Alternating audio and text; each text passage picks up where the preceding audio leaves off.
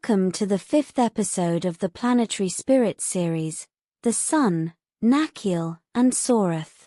The Sun has always been the center of the ancient heavens, the great light, the source of life, and the symbol of the self. Long before people understood the true nature of the solar system, they knew the Sun as the heart of the sky, the force that brought warmth, growth, and clarity. To Raphael and the astrologers who came before him, the Sun wasn't just a star. It was the living symbol of identity, purpose, vitality, and the inner light that guides each person through life. In the older magical traditions, the Sun was guided by two forces: the intelligence known as Nakhiel, and the spirit known as Sorath. These names weren't meant to be literal beings. They were symbolic, poetic, a way of describing the two sides of solar energy. Nakhiel represented the higher light of the Sun, the part that brings clarity, purpose, and the steady glow of inner strength. Sorath represented the raw solar force, the powerful surge of will, vitality, and the burning fire of the spirit. Nakhiel was seen as the guiding hand of the Sun, the part that helps us understand who we are and why we're here. This intelligence was linked to confidence, purpose, creativity, and the quiet certainty that comes from knowing one's own path.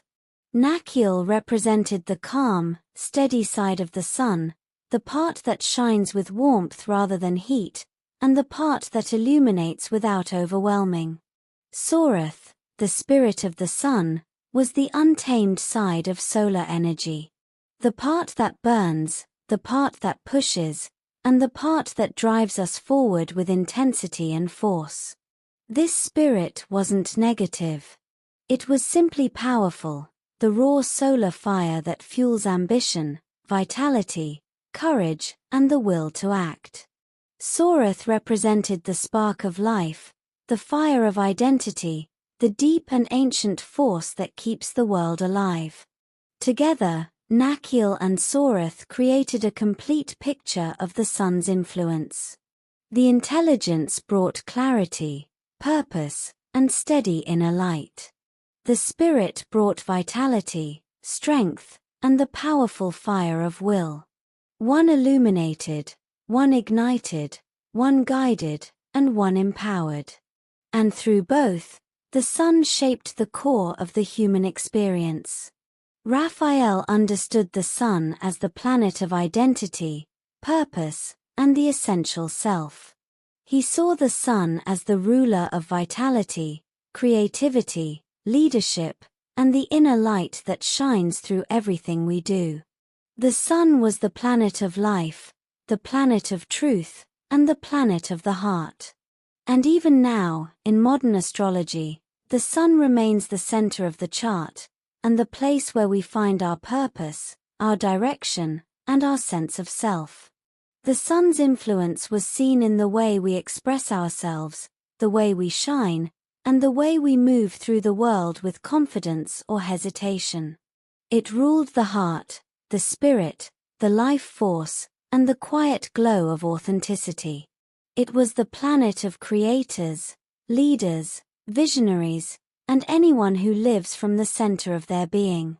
In this series, the Sun stands as the fourth of the 7 classical planets, the bright one, the central one, and the one that gives life to all the others. Through Nakhiel and Sorath, we see its full nature, both gentle and powerful, both steady and fierce, and both illuminating and deeply alive. The Sun is the heart of the heavens, the light of identity, and the warm fire that moves through every living thing. And as we continue our journey through the 7 classical planets, we'll see how each one carries its own intelligence, its own spirit, its own story, and its own place in the rhythm of the heavens. Thank you for watching, and I'd really appreciate a like and subscribe. And please do join me for the next episode, Mars, Graphiel, and Bartzabal.